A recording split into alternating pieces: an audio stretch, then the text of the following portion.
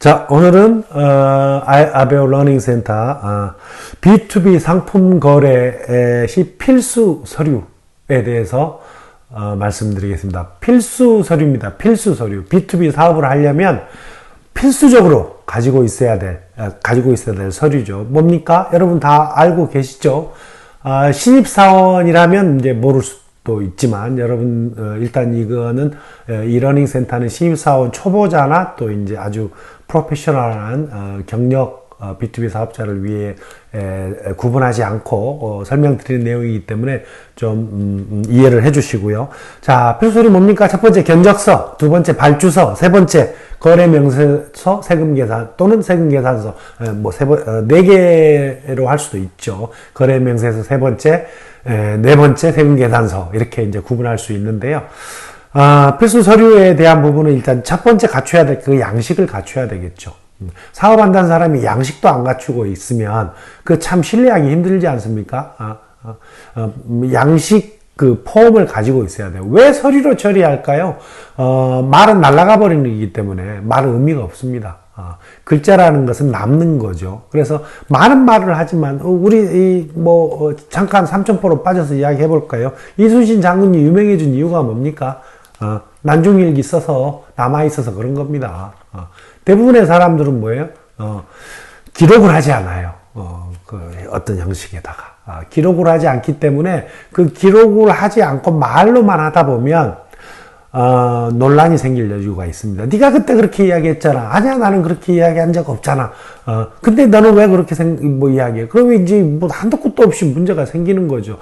특히 이거는 사업입니다. B2B 사업. 그래서 친한 친구라고 할지라도 서류를 가지고 있어야 되는 거. 서류를 서로 가지고 주고받는 거예요. 자, 이렇게 하자 했으면 서류를 가지고 하는 거예요.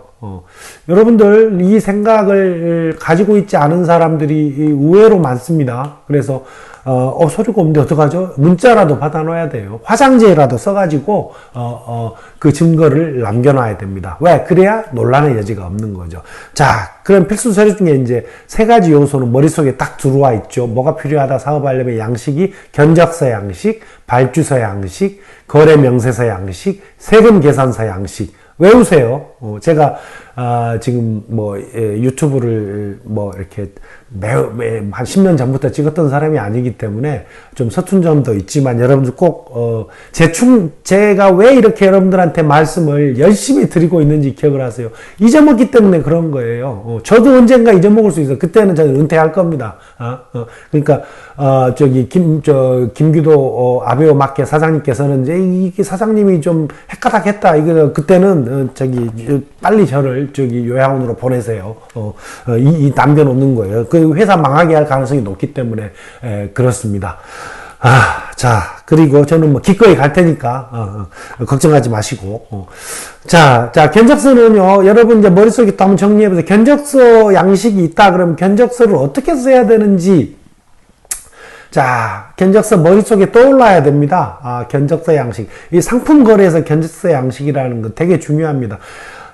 먼저 하나씩 말씀드리기 전에 그 양식 폼이라는 것은요, 상대방 이렇게 눈으로 보는 거잖아요. 그래서 그 눈으로 보는 그 느낌이 되게 중요해요. 그래서 굉장히 세련되고, 좀 이렇게 양식 자체가, 좀 이렇게 시스템화 돼 있는 회사구나, 시스템화 돼 있는 사업자구나 라는 것을 느낄 수 있게끔 해줘야 되는 거예요. 대충 이렇게 찍찍찍찍 써가지고 이렇게 하고 이런 사람들이 있죠. 저는 신뢰하지 않습니다. 물론 한두 번의 거래는 가능할지 몰라도 이분은 전혀 시스템화 돼 있지 않은 거. 일을 그렇게 하는 사람하고 불안해서 어떻게 일을 하겠습니까? 여러분도 거래처를 만날 때 그런 것들이 상대방 거래처를 판단하는 기준이라는 거 여러분들이 꼭 명심하셔야 될 겁니다. 제가 이제 말씀드린 것 중에 이렇게 해야 됩니다가 있고 이러면 좋습니다가 있어요. 이렇게 해야 됩니다는 가능하면 하십시오. 그렇게 반드시 지켜서 하십시오. 그러나 이렇게 하는 게 좋은 방법일 수도 있습니다라고 이야기하는 거는 여러분들이 생각을 해보고 좀 더 나은 방법을 업그레이드 시키라는 제 말씀이에요. 제가 드리는 말. 그러니까 꼭 그걸 기억하셨으면 좋겠습니다. 자, 견적서부터 이야기해보고, 견적서, 자, 머릿속에 떠오르고 있죠? 견적서. 자, 견적서란 이름이 있고요. 내용들이 있죠. 자, 오른쪽에 보면은 공급자 난이 있죠. 거기 공급자. 왼쪽은 보면은 이제 누구한테 견적서를 발행하는지에 대한 수신, 그 다음에 전화번호, 참조, 전화번호, 그 다음 팩스번호, 이메일, 뭐 이런 것들이 다 표기하도록 되어 있습니다. 그 다음에 견적서가 이제 형식이 나오죠. 그 형식이 나온 부분 중에서도 이제 가장 앞에 나온 부분이 중요합니다. 제품 사양이죠. 그 다음에 수량 단위가 있고요. 전체 수량 곱하기 사양, 그 다음에 가격 표기하게 되어 있고요. 가격 단위도 이제 여러분들이 다 알다시피 여러 가지 단위가 있죠. 한 개의 단위를 표기하고 카톤 박스 단위를 표기하는 방법도 있고, 그 기준은 여러분이 잡으면 됩니다. 그리고 이제 금액이 나오고요. 자, 금액에서 중요한 부분은 뭡니까? 부가세 포함이냐, 부가세 별도냐에 따라서 다르죠. 그래서 일반적으로 매출의 기준은 뭡니까? 부가세 별도입니다. 그래서 부가세 별도 가격을 적는 거예요. 부가세라는 건 세금이기 때문에 가격과는 전혀 상관이 없는 겁니다.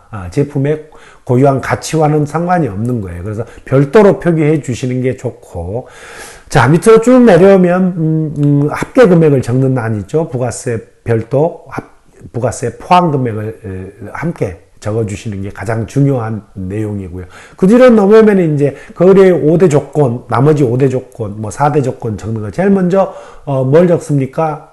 순서는 없지만 결제 방식이 어떤지, 그 다음에 배송, 그 다음에 납기, 뭐 이런 것들을 쭉 이제 나열해서 적게 되어 있습니다. 그게 기준점입니다. 그리고 빠뜨리기 쉬운 게 이 견적서가 언제까지 유효한지에 대한 유효기간을 적습니다. 그 유효기간을 적는 게 되게 중요하고요. 아베오 비전 코리아 같은 경우는 여러분들이 그때그때 날짜를 적기 귀찮으면 이 견적서가 발행된 날짜에 해당 월 말일까지다 라는 걸 명기해 주시면 좋습니다. 어떤 사람은 견적서 발행한 지 뭐 6개월 지나가지고 그 가격에 주세요 이렇게 이야기하는 사람도 있어요. 업체도. 그건 말도 안 되는 소리거든요. 비즈니스라는 건 현재성입니다. 그걸 꼭 기억하십시오. 그리고 그 밑으로 내려오면 이제 날짜를 적는, 발행한 날짜를 적는 란이 있죠. 그리고 자기 회사 이름을 이렇게 적는 그런 란이 있습니다. 물론 그 견적서 란에 여러 가지 내용을, 다른 내용도 적을 수 있죠. 예, 견적서입니다. 자, 그 다음에 두 번째 발주서라는 거는 뭡니까? 발주서는 내가 물건을 사기 위해서 내는, 견적서와는 좀 다릅니다. 견적서는 말 그대로 그걸 보고 사겠다는 사람이 이제 고려해서 그걸 결정할 수 있도록 주는 제안서인 거고요. 발주서는 내가 사겠다는 의사표시를 정확히 하는 겁니다. 그렇기 때문에 견적서를 바탕으로 대부분 매입자와 매출자가 협상을 하게 됩니다. 그래서 협상을 해서 결정된 사항을 바탕으로 매입자가 발주서를 이제 판매하는 사람에게, 판매하는 사업자에게 내는 거죠. 그럼 확정된 겁니다. 그래서 발주서는 주문서입니다. 주문서. 그래서 발주서를 그냥 허술하게 낸다거나 입으로 낸다거나 그러면 안 됩니다. 우리가 회계감사를 다음에 이제 받을 수도 있는데 그럴 때 전부 다 견적서나 발주서가 근거 자료가 된다라는 거 꼭 여러분들이 명심하셔야 된다. 자, 그 다음에 이제 발주를 통해서 우리가 배송이 되고 배송을 통해서 물건이 이 매입자에게 배송 인도된 다음에 대금 결제까지 끝났어요. 그러면 이제 거래 명세서를 발행하고요. 거래 명세서는 물론 배송할 때 동봉할 수도 있습니다. 이제 거래 명세서를 잠깐 말씀드리면 거래 명세서는 한 업체와 한 달간 또는 어떤 일정 기간 동안 다수의 거래를 하게 될 때 하는 거예요. 왜? 그때마다 세금 계산서를 발행하는 게 좀 귀찮잖아요. 그래서 모아서 하기일 때는 그 증거 자료로 거래 명세서를 사용한다라고 생각하시면 됩니다. 그리고 이제 세금 계산서 발행을 해야 되겠. 세금 계산서 발행은 지금 다 전자계산서죠. 그래서 이제 홈택스에 들어가서 세금 계산서를 발행을 하면 이메일로 상대방 거래처 사업자에게 전달될 수 있는 전달되는 방식으로 되어 있습니다. 자, 이상으로 필수 서류가 뭔지 여러분들이 꼭 기억하시길 바라고, 적어도 B2B 사업자라면 어떤 사람이 기초적인 B2B 사업을 하려면 뭐가 준비돼야 되는지에 대한 부분을 알려준다는 심정을 여러분들이 머릿속에 기억하고 있어야 됩니다. 기본적인 건 기억하고 있어야 돼요. 기본적인 것도 기억하고 있지 않으면 그때그때 어떻게 책을 찾아볼 겁니까? 그거는 어려운 일이에요. 그래서 사업자가 된다라는 거는 뭐랑 비유해야 될까요? 제가 지금 드리고 있는 말씀은 마치 축구하는 사람이 손흥민이 골키퍼, 센터포드, 442, 442, 444 전법 이런 것들 기본적인 거를 책 찾아보고 알겠습니까? 그냥 말하면 다 알아먹는 거죠. 그 정도 내용을 지금 하고 있다라는 거 꼭 여러분들이 기억하시고 잊지 않으시길 바랍니다. 잊어버리면 다 소용없어요. 치매가 뭡니까? 옛날 거 다 잊어먹어 버리는 게 치매죠. 기억하십시오. 저도 기억하기 위해서 이걸 하고 있습니다. 여러분들을 위해서 하고 있습니다. 제가 또 기억력이 나빠질 수도 있잖아요. 그래서 그런 것들을 방지하기 위해서 꼭 한다는 거. 그 다음 미래 아베오 멤버들, 여러분의 멤버들 저 다 똑같이 공유하기 위해서 한다는 거 명심하시고 꼭 B2B 사업자로서 성공하는 그런 B2B 사업자로 거듭나시길 빌겠습니다. 자, 이상입니다.